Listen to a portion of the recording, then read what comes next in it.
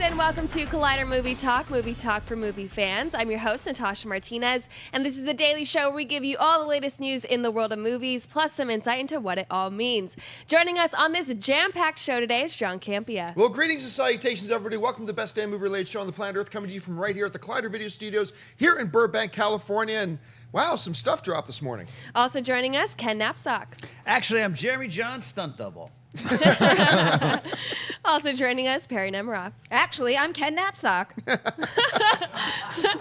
Also joining us, Kristian Harloff. No jokes. All right, well, like I said, a significant little piece of news dropped in the world of film today. Natasha, what happened? Yes, we have some breaking news. Variety is reporting that Avengers writer-director Joss Whedon is nearing a deal to write, direct, and produce an untitled Batgirl pick for Warner Brothers as part of its DC Extended Universe. No other producers are attached at this time, and a release date has not been set. John, what do you think about a Batgirl movie directed by Joss Whedon? Okay, so put all other circumstances aside for a second. It's fabulous. I am an unabashed Joss Whedon massive fan. Yes, I think the first Avengers movie is the best comic book movie ever made. Serenity is one of the most beautifully underrated, underappreciated sci-fi wonderful films like ever. I just can't believe more people haven't seen Serenity, of course, which was a spin-off of the television show Firefly, which he also did a great job on. I like the little stuff he does, the fun little things he does. I just think the dude is absolutely terrific. Now, he has flirted with being involved in the DC universe before. He was going to direct, and he did write a script for a Wonder Woman film many years ago. Yeah. That never came to fruition. I read the script, probably a good thing it never came to fruition. Not everybody can knock it out of the park every single time. But this is great. But once again, this reaffirms. Look, Warner Brothers, DC, they botched Plan A. They botched it. As much as I like Batman vs. Superman, Suicide Squad, divisive, critics didn't like it, half the audience hated it, it wasn't going the direction they wanted.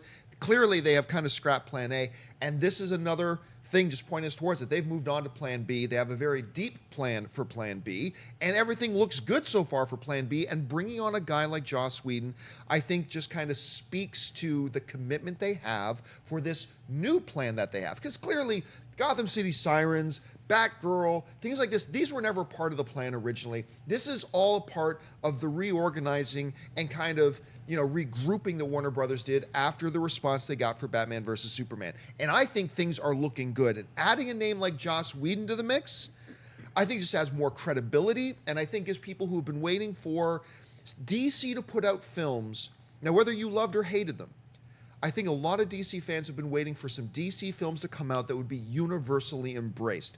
And I think they've been taking steps towards making that happen. Look, let's not get ahead of ourselves. Nothing guarantees anything. But moves like this and adding a guy like Whedon, I think only increases the chances of that dream finally becoming fulfilled. I know, Perri, you heard about all this. What do you think? This was one of the best big breaking news stories to drop before Movie Talk. I am also a huge Joss Whedon fan. It doesn't matter what kind of project you attach his name to, I am going to be excited for it. And at this point, if we are looking at this as a Plan A, Plan B type thing, God, Plan B is shaping up pretty damn well, and I kind of can't wait to just get there at this point. Normally in these kinds of situations, I'd be thinking, oh, here goes the casting rumor mill now. This isn't going to be fun. We're going to hear a million names. I'm so excited to see what happens from here. I mean, nothing is 100% confirmed. He still needs to accept this deal, or his negotiations need to go through, but I'm assuming this is going to pan out, and once it does, I cannot wait to see who he surrounds himself with, because this really could, I think this could be the one that everybody embraces. And one of the most exciting things about this story to me is that they're courting him to write, produce, and direct.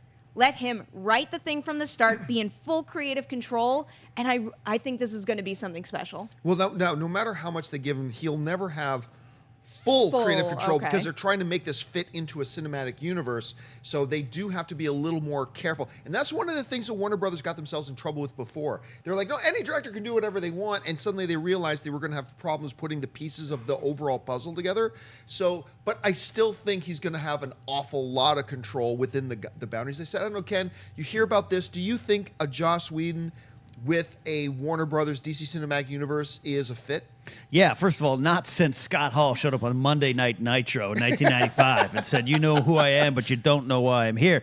This is that kind of thing. But also silly us to think it's always DC and Marvel. These are creators, these are professionals that want to work with all properties. I'm sure Joss didn't just grow up loving Iron Man, you know what I mean? So, yeah, as far as what you're saying, John, I think what the first thing that intrigues me is he has a certain style as a storyteller, as a director, and DC has tried to develop a certain style. Some people like it, some people don't. The darkness, the grittiness, I love the Justice League trailer, the DP from Game of Thrones showing up to make it look like Battle of the Bastards and Hardhome.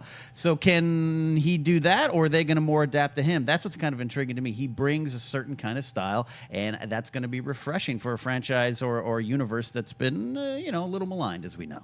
Kristian. Well, it's funny, as a sports fan, it just reminds me of like when Johnny Damon, all-star for the Red Sox, went over to the Yankees. It's like that kind of crossover. But I think DC and Warner Brothers are the ones to be applauded here. It's a big move. It's a smart move. It's a move of a guy who really he took what he did with the Avengers, the first movie. It was monumental. It was. So getting him and bringing him over, and he was very much associated with Marvel. And so to bring him over and to bring that fan base with him, and hearing like just Perry's comments alone of the kind of fan base that he does bring with him, it's a smart move. I think giving him full creative control would be a huge mistake. I mean, because from just hearing things that you hear from the way that he is and things that he said, you got to rein him in a bit. You can't let him go all out, otherwise you're going to get a 4-hour Batgirl movie. And this is the right play to make. You get him, you make the move, and it also shows, going back to what you guys are talking about with Plan B. All these moves, whether it's getting someone like Sorkin in there, if they can do that. Going after Mel Gibson, going in this new direction, they're trying to get this thing completely on track, and you have to give credit to them for doing that. And the other thing is, it makes sense for Batgirl with Joss Whedon with the amount he's really good at strong female characters. Yes, he is. This is something that it makes sense, whether it's Buffy or even with writing Wonder Woman and doing these things, what he's done with Serenity. Let's get him in there. Let him do this. This is a brilliant move. Actually, you bring up, I think, what is the key point in all this is that this guy has been known in Hollywood for a long time as like one of the best guys in the business of writing strong, great, memorable female characters. Whether you're, like you said, you're going back to Buffy and what he did with those characters in Firefly and what he was trying to do with Wonder Woman at the time. When you got to get a guy like that in here for a movie like this, and from all reports that we're hearing coming out of CinemaCon, Wonder Woman is looking pretty damn good. So if Warner Brothers can now follow up on that with something like this, I think you're ready to explode. And you're right. You're bringing up the fact that they are trying to court guys like Aaron Sorkin. The fact that they're going after, at least pursuing guys like Mel Gibson and now a Joss Whedon. They're trying to not just get some talented dudes. They're trying to get strong forces of nature in the film industry into their fold. If for whatever reason, and I've said for a long time, I think Wonder Woman is going to start riding the ship on all this. But if for whatever reason, if the Warner Brother DC films don't work from here on out, ain't nobody going to be able to say Warner Brothers didn't try. Because they are clearly swinging for the fences on this. And I like that. Although what I am now waiting for, I'm just waiting for this online, is all these throngs of DC fanboys who for years, because Joss Whedon directed Avengers, all these guys for years, Joss Whedon's overrated, he sucks. All of a sudden now I can't wait to hear, like, Joss Whedon's the best ever, because now he's working on DC film. And it would work the other way around too, make no mistake about that. All right, what's next? A new poster has been released for the upcoming Kingsman: The Golden Circle, practically confirming the return of Colin Firth, for real this time. Tweeted by the film's official Twitter account, the Golden Circle's poster prominently features the names of several new cast members on the sequel, including Halle Berry, Julianne Moore, Elton John, Jeff Bridges, and Channing Tatum. In addition to Firth, a new Kingsman class will appear alongside returning performers Taron Egerton and Mark Strong. It's set for release on September 29th, 2017. Kristian, are you surprised to see Colin Firth is seemingly back in Kingsman: The Golden Circle? No, I'm not, because of all the reports and rumors that we've had so far about it, and I think that they're duping you. I don't think it's going to be him just straight back as live. I think it's going to be whether it's a hologram or whether it's some kind of program or whether it's flashbacks. That's how it's going to happen, whether he's helping Eggsy out that way. I think that I'd be okay with that. If he comes back after what happened in the first movie, I'd straight up just like alive again. I don't know. So I think that this is fine that they're doing this. I think that it also makes you start talking about it. It's interesting, and I'm excited for it. It's a pretty simple poster. I don't know how you get away putting Colin Firth on the poster and having Colin Firth as the top billed name on the poster say he's in a flashback. I mean, I think he's probably going to be back fairly. He's alive again. You think so? I think he's alive again. And, you know, for a normal movie, I would go that is absolutely ridiculous. When you take into account the amount of ridiculousness in the first Kingsman, in all of its awesomeness, it's ridiculous. I think they'll find a way that within the parameters of ridiculousness of this universe, they'll find a way to explain it and make it. I don't know if he cloned himself before he went off on his final mission. I don't know what have you. But I just feel like the fact that he's on the poster, the fact that he's the top billed name on this thing, probably suggests that he's more than just, you know, a Force ghost. Yeah. At this point, I don't know, Perri, what do you think? However they bring him back, normally I would be a little worried in this kind of situation because, I mean, his scene in the church scene and then what comes after. One of the in most memorable of that year. Oh, it's epic, and his death in that movie was very, very important. But in this case, with what Kingsman is able to do with their characters, I wouldn't be surprised if they found a way to bring him back and kind of justify it. So I'm open to that. But when you look at this poster, like, look at those names. Look at those names, because I feel like when Kingsman was coming out, obviously it made a lot of money and it warranted a sequel. But I don't think anybody was thinking, oh, you know, DC, Marvel, Star Wars, oh, Kingsman's up there too. I really think it just shocked everyone. And never did I think we would get to a point where we would get a Kingsman sequel with this kind of roster. This is nuts. I think this movie is going to crush it. Ken? This poster is me Monday through Friday and me Saturday and Sunday. That's what this is. Yeah, you know what? You guys are all talking about Colin Firth, and I think you're all right. It's some kind of, to put him on there, there's going to be some kind of fun gimmick or trick. Yeah, I'm looking at Elton John going out. Finally, I get to see Elton John and Jeff Bridges in a movie together. This is exciting. Look, I love this property because it's one of those things. It's an original, yeah, and it was based on a comic, but you could say they kind of created fourth screen as well. It's original, fun, caught everyone off guard, and I love that it's still going. And in a world of franchises, I love to have a new original franchise continue to kind of go and grow. And we'll see what happens with Colin. He'll be damn sexy, whatever he's doing. All right, what's next? Okay, according to a report from Variety, Veep director Chris Addison has signed on to helm the Dirty Rotten Scoundrels remake, Nasty Women, starring Anne Hathaway and Rebel Wilson. Nasty Women follows two female scam artists, one low rent and the other high class, who compete to swindle a naive tech prodigy out of his fortune. A similar plot as the 1988 movie that starred Steve Martin and Michael Caine as two con men competing to swindle an heiress. The film marks Addison's feature film debut with a release date yet to be determined. Perri, thoughts on Chris Addison helming Nasty Women? I'm kind of open. I mean, I like the fact that they picked an Emmy-nominated director to direct this movie. This isn't really on the top of my most anticipated list. I don't know if we really need this, but ever since I saw Colossal, seeing Anne Hathaway get to kind of spread her wings and have a little fun, I hope they get to do that with her here, so that's kind of giving me some hope, but I don't know. I don't know if we need this to begin with. I'm looking forward to hearing more story details that go beyond what the original movie was. And once there's some sort of hook that makes me think, oh, this is a movie that needs to be made and needs to be made with Rebel Wilson and Anne Hathaway, I'm going to have a little more faith. But picking a really seasoned Emmy-nominated director is certainly another step in the right direction. Ken? Dirty Rotten Scoundrels is absolutely one of my favorite movies of all time. I'm a Steve Martin fan. Michael Caine at his best. Frank Oz, Ian McDiarmid, the Emperor's in this movie. Our producer Mark Riley pointed out, I overlooked Dirty Rotten Scoundrels is itself a remake of a 1964 movie called Bedtime Stories. So I was about to get on my high horse, John, and say, why do we need this? You know what? It's okay, and I like this cast, and I love Veep. Veep is one of the best shows of all time. It is smartly directed, smartly written, and Chris Addison has that pedigree from that. You know what? I'll sit in the theater and I'll give it a chance because every generation needs a new movie about swindlers and scoundrels. Yeah, Dirty Rotten Scoundrels is one of the greatest comedies Yeah. ever made. It's unbelievable, and I'm all for remakes, but I do not like this. Not because it's a remake, because I'm totally fine with remakes. Not because they're doing Dirty Rotten Scoundrels. It's when I heard Rebel Wilson's name. And in the right role, I think Rebel Wilson works when she's in the right role. She can add a lot to a movie. She can be really good. But is she the Michael Caine character? No. Is she the Steve Martin character? No. Anne Hathaway could be either of those, and that would work just fine. I do not. So this is going to be a radical departure, and I don't care that they're changing genders. But just the fact that Rebel Wilson is there, that's going to be a radical departure from what Dirty Rotten Scoundrels was. And because of that, I don't like it. So I'll give the movie a shot when it comes out, absolutely. But I would have had a lot of excitement for this. I think if they cast it appropriately, I don't think they did here. So I'm not into it. I'm a bit interested in it, and I'll tell you, the director, obviously, like you guys are saying, knows smart, funny, female-led comedy, so I think we're not going to worry about him directing. Anne Hathaway, I think, is underrated when it comes to comedy. She actually has a good comedic timing. We know that she got dramatic chops, and I think that she'll be able to nail this for sure.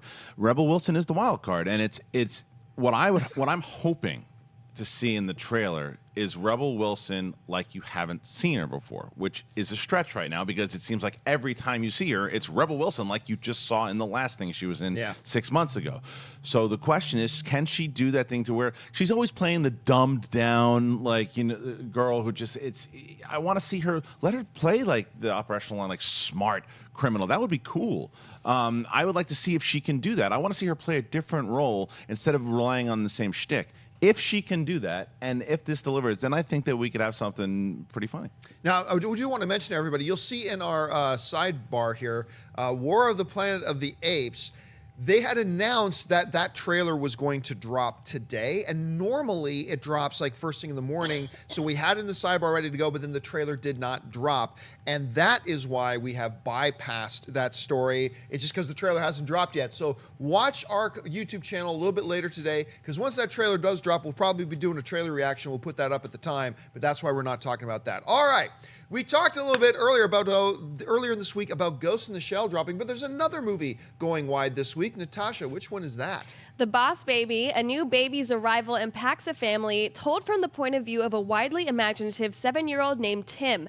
The most unusual boss baby, voiced by Alec Baldwin, arrives at Tim's home in a taxi, wearing a suit and carrying a briefcase. The instant sibling rivalry must soon be put aside when Tim discovers that Boss Baby is actually a spy on a secret mission, and only he can help thwart a dastardly plot that involves an epic battle between puppies and babies. Boss baby. Boss baby. This looks awful. I mean, right from the first trailer, I thought, is this supposed to be funny? It just looks terrible. I don't know. The movie might be great. I know you saw it and you didn't think it was all that bad. It's not. It's not awful.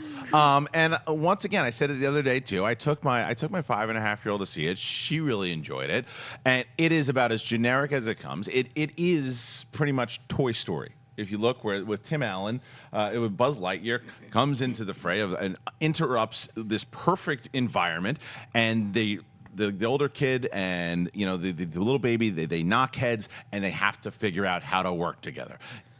You've seen it a billion times. It's just not great, but it's watchable.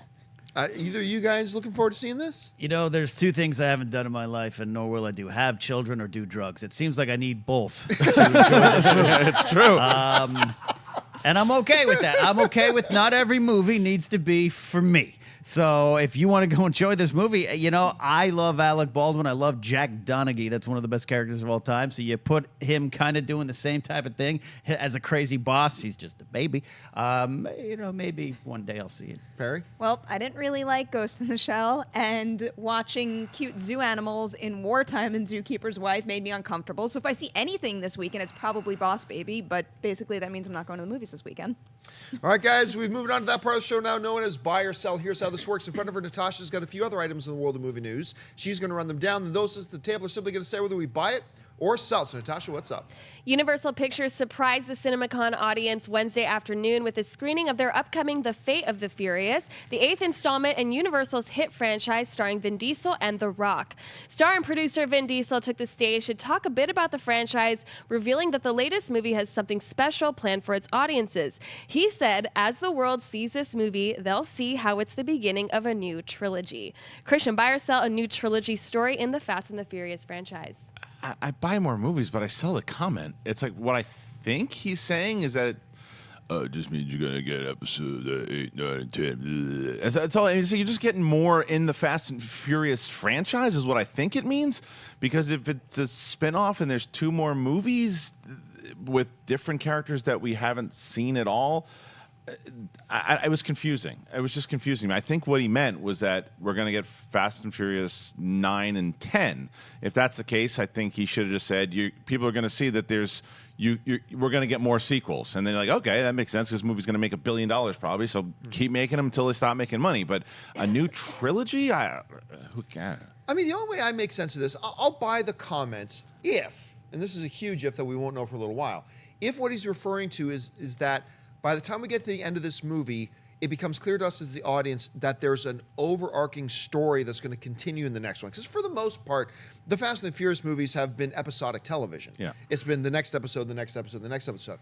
If he's saying that we're going to get to the end there and it's clear that there's a storyline here that is just the starting of a certain storyline that's going to run through a couple more films, that's something that they haven't really done before. They've carried over themes from previous films before, but never had a true throughput of a storyline. And if they're going to do that, then his comments kind of make sense. So I'll take him at his word for now, and I'm going to buy it. I think I'm going to buy it also, particularly because I liked 5, 6, and 7. And if that feels like a little trilogy, and 8 is more about, the passing of a torch to a new family, because there's a lot of new characters in play right now. And especially if Jason Statham becomes a much bigger part of this series, and the next 2 movies focus on him more so than the characters we've known from the rest of the films, I think the idea of the next 2 being part of a new trilogy could make some sense. And also, based on what people are saying out of CinemaCon about the new one, it's going to be good. It's going to be what the other ones were, just in terms of the fun and the excitement of the Fast and Furious franchise. It's going to crush it at the box office again. They're going to keep making these things. And as long as they keep making these things to the level of 5, 6, and 7, I want them. Ken. You know what I want to sell? I want to sell everything about this. But what did I say earlier, John? Not every movie is for me, right? So I've got to take it as a big global thing. I buy this. I buy because they've realized this franchise has gone from a little niche kind of car movie to almost, bargain bin straight to DVD to now one of the biggest franchises in the world. And I think if they're going to continue to go and they're going to find a way to make these, dare I say, like saga films, like it was Star Wars Episode 8, 9, and 10, the story of Vin turning on his family. You know what? This is about a business. This is about making money, but also having fun. People love these movies. You get talented people involved in them, and the list keeps on growing. Charlize Theron, Kurt Russell, F. Gary Gray directing now. I mean, I'll buy it. I'll buy everything. I'd be foolish not to buy some stock in this franchise. All right, what's next? A new poster and trailer has been released for director Colin Trevorrow's follow-up to Jurassic World entitled The Book of Henry.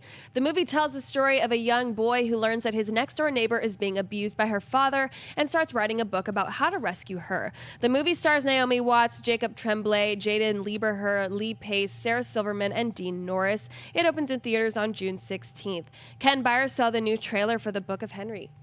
I'll buy it because after Safety Not Guaranteed, Colin Trevorrow was one of those up-and-coming, like, indie, great storytelling directors. And then Jurassic World happened, and suddenly it was a little bit like, people thought he couldn't do it anymore or forgot where he came from. I know, that Safety Not Guaranteed was only one movie. So this kind of reminds me of that. It reminds me personally that Colin has this side to him. He's not just the big blockbuster Star Wars Episode 9, of course, coming up. So I like to see this side of him, and the trailer was intriguing enough, Perri. I'm definitely buying this. I am a big fan of Safety Not Guaranteed as well, and I like Jurassic World well enough, but I'm looking forward to him getting back to a truly character-driven story. There were some quotes from him that I came across while I was researching the movie where he was saying that he wants to get to that same level of tension and suspense as he did achieve in Jurassic World, but through, character drama and just relationships and that type of thing. And if he achieves that with this, it could be something else. I mean, clearly the poster and the trailer have like an Amblin kind of vibe.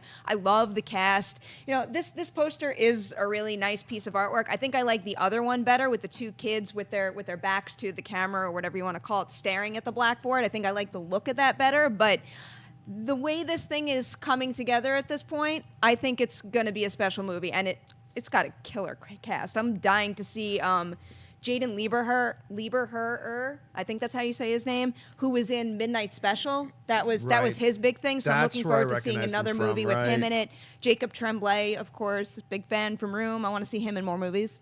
What do you think? I'm buying it. I love the trailer. I thought, considering what we saw in Jurassic World, right? It's such a different big spectacle movie, and there wasn't really much depth to that movie. It was a fun adventure ride at a theme park, basically what it was.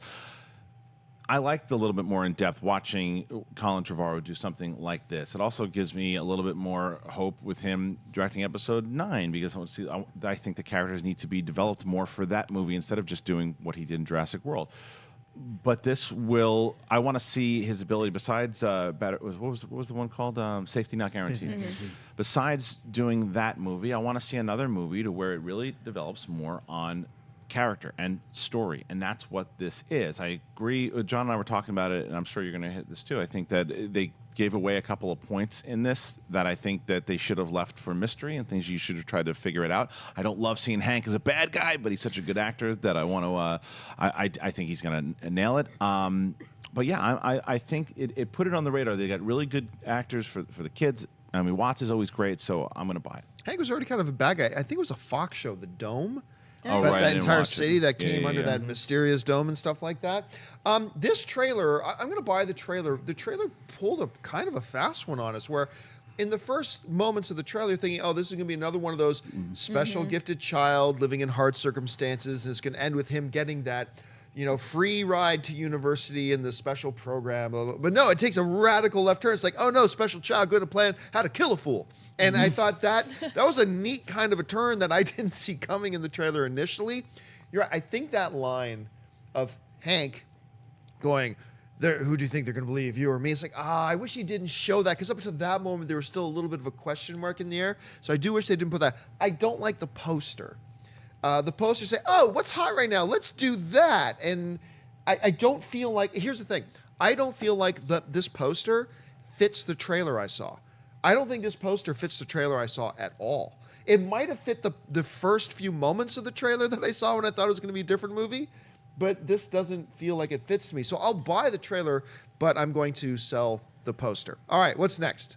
In a recent interview with Cinema Blend, Jessica Chastain was speaking about her latest project, The Zookeeper's Wife, when the conversation turned to the fervor happening with fans over her possible casting as Poison Ivy in DC's Gotham City Sirens. Commenting on the possibility of her taking on the iconic Batman villain, Chastain surprised everyone, saying she'd be up to playing the role if it was the right fit.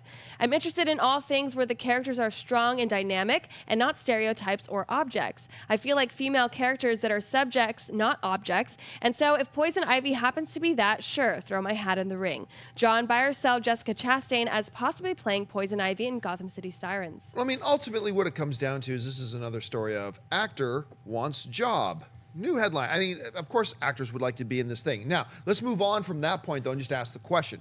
Would I be down with a Jessica Chastain playing Poison Ivy? I'd be down with Jessica Chastain playing anything, anywhere, anytime. I remember I first really took notice of Jessica Chastain in The Help, where when somebody's playing like an airhead character, like she was in The Help, and she still like throttles you, you're like, this girl is special. She's a special actress. And then everything we've seen her in since then only has justified that. So if she were to pop up in something like this, going along with the adding of talents like Aaron Sorkin, if that happens, or Mel Gibson, if that happens, or Joss Whedon, and now her, I buy it. I think it would be a great idea. Yeah, I think it'd be a great idea. Also, I'm not, I don't know how realistic this is at all. Like you said, it's a matter of, Doesn't hey, sound realistic at all. would you want to be in an Avengers movie? Would you want to be in this? Well, it depends. Basically, what she said is, you could substitute that question for anything, and it's her saying, well, if the character's right and it portrays it in the way that I definitely consider it. But if we go back into would she be great, I think she'd be a perfect Poison Ivy. I think that we need to see a Poison Ivy in film that.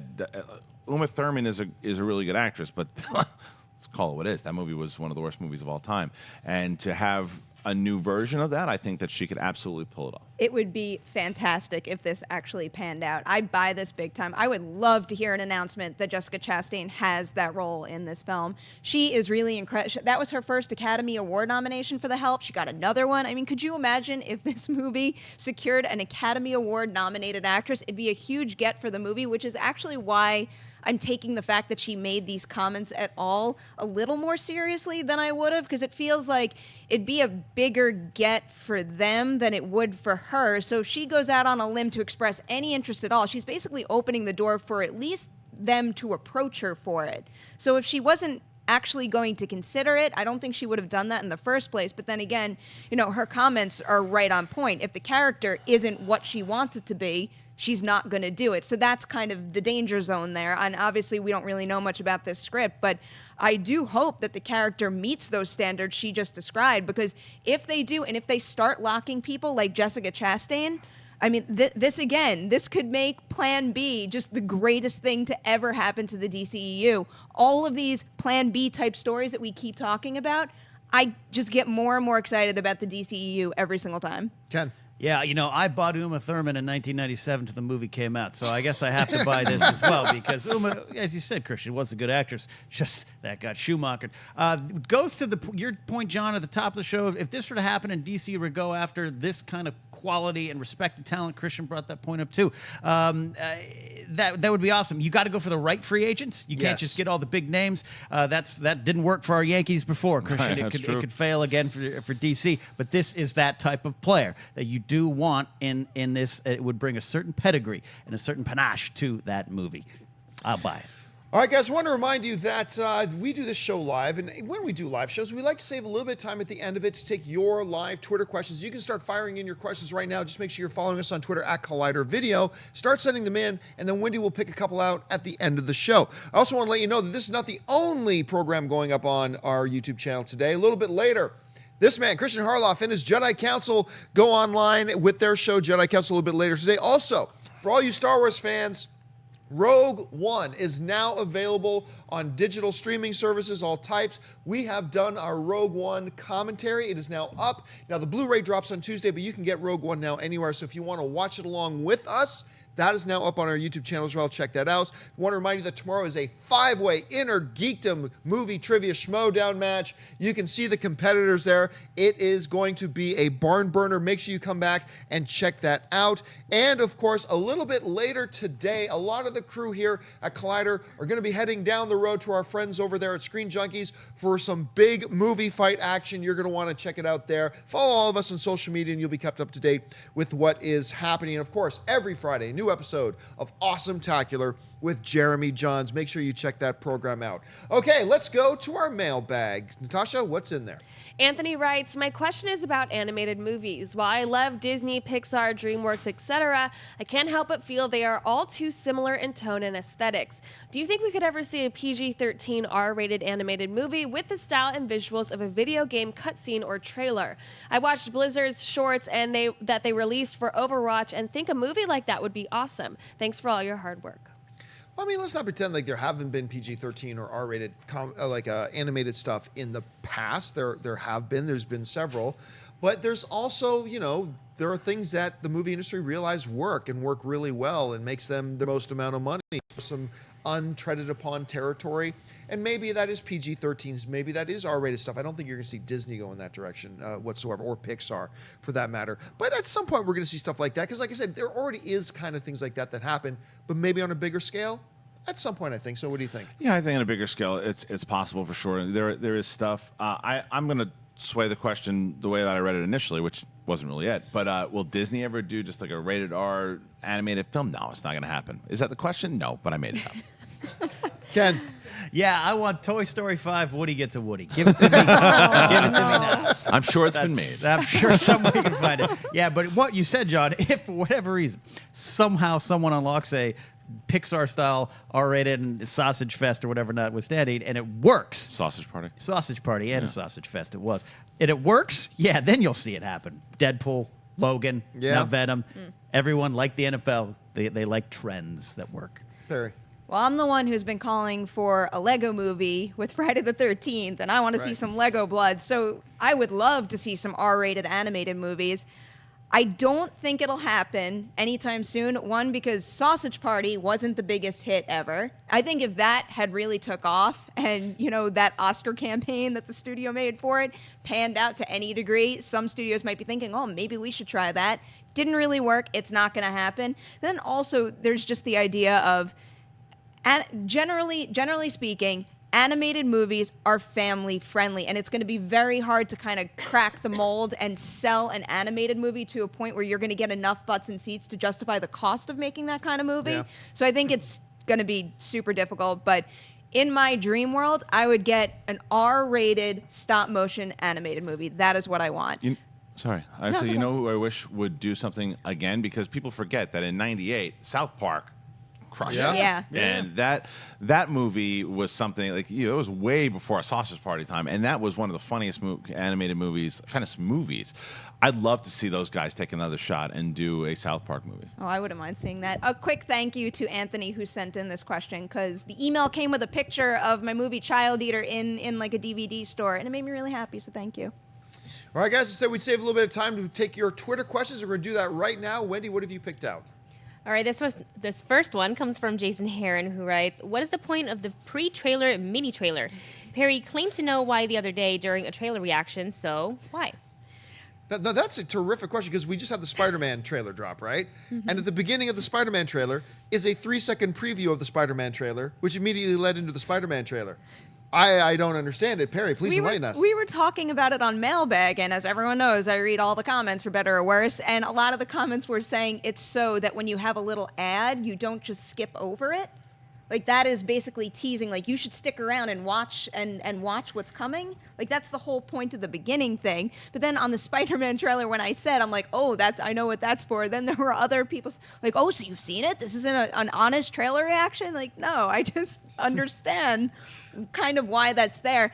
The one thing that I do find confusing, though, is I've been in theaters where they screen. I understand the purpose on YouTube now. I don't really understand why that little piece would stick in a theatrical setting. That makes no sense to me at all. Do you guys have any thoughts? Smart marketing stuff. Yeah. Things I don't understand. I don't know. Yeah, that seems, I stick around. I try to see how fast I can skip the ad, so I don't know. All right, what's next?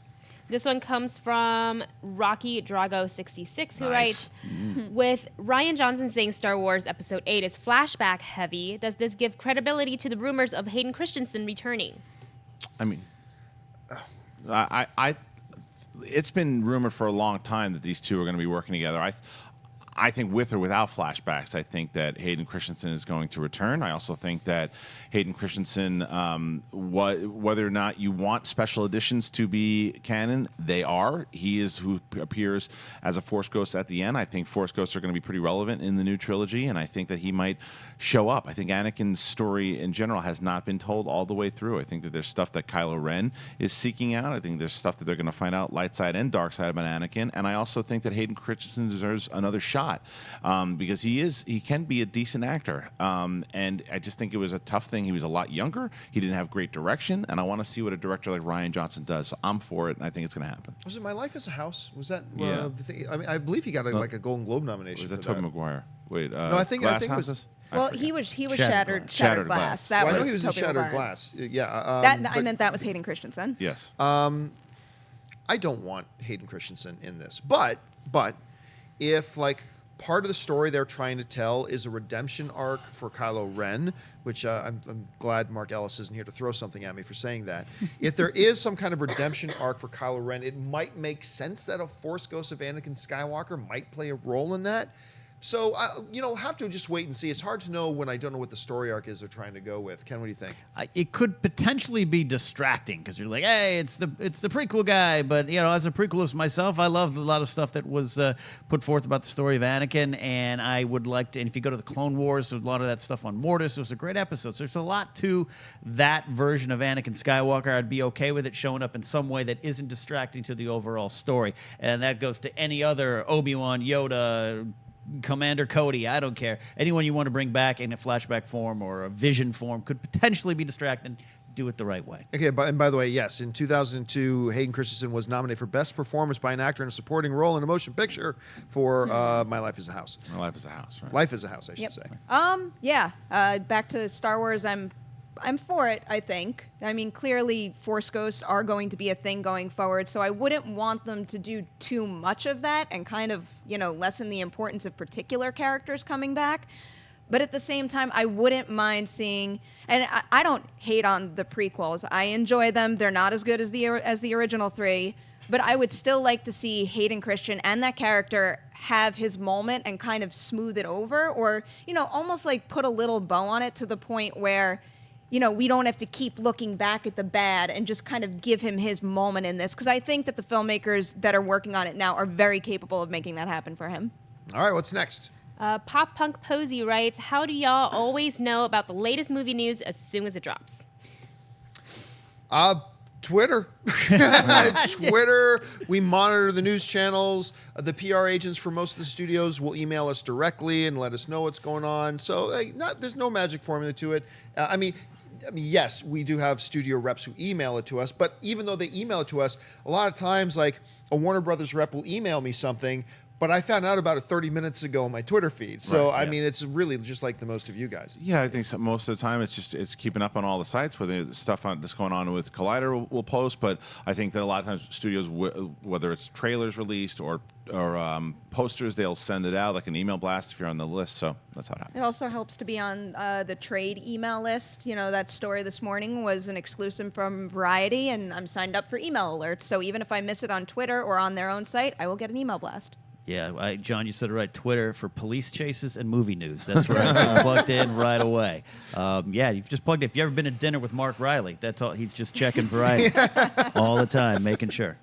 All right, what's next? David Lovell writes, after the It trailer dropped yesterday, what movie gave you the biggest jump scare in theaters?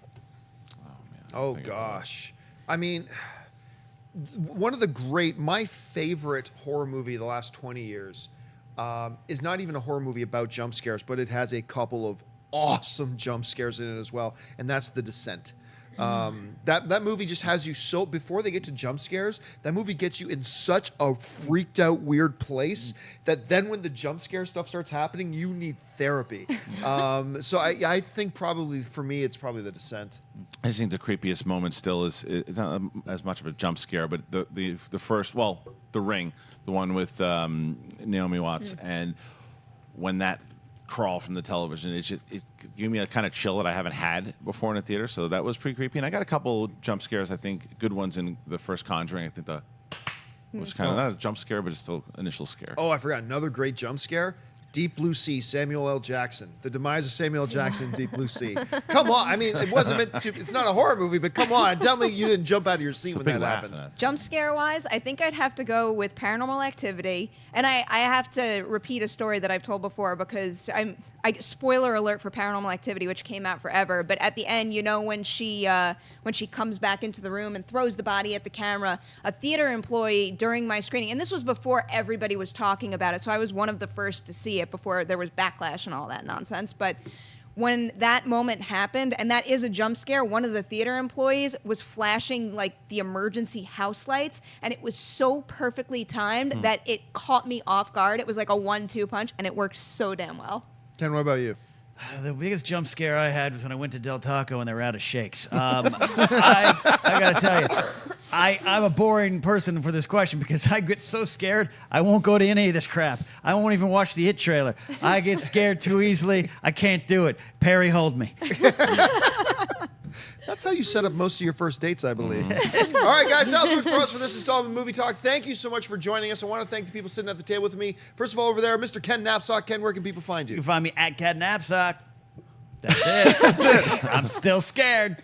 Perri Nemiroff. You can find me on Twitter and Instagram at P. Nemiroff. Collider behind the scenes. Every Saturday we air a new episode at 2 p.m. And then also the movie I produced, Child Eater, is available now. Go find it on Amazon, BestBuy.com, whole bunch of places. Kristian Harloff. Well, at Kristian Harloff, Twitter and Instagram. But we have so much stuff happening now with WonderCon. This Sunday, we are going to be there doing a Schmodown panel at 1:30. So make sure you come and check that out. We're going to be at Star Wars Celebration. We have a couple panels there. There's going to be a movie trivia Schmodown at Celebration. Ken Napzok versus John Campea versus Sam Witwer. That's going to be on Friday the 14th. So make sure of April. So make sure you check that out if you are there. And we got the Schmodown and everything else going down. A lot of stuff. Over there on that table, we got Natasha Martinez. You guys can find me on Twitter and Instagram at NatashaAlexis_. And, of course, Wendy Lee. On YouTube at The Movie Couple Channel, and on Twitter, Instagram, Snapchat at Wendy Lee Zaney. And you guys can simply follow me on Facebook and on Twitter. Just make sure you're following me at John Campea. That'll do it for us, guys. Thanks so much for joining us, and until next time, bye-bye. Hey, guys, if you like this video, click the thumbs up button. Also, make sure you subscribe to our YouTube channel. It'll help you stay up to date with everything we've got going on here at Collider.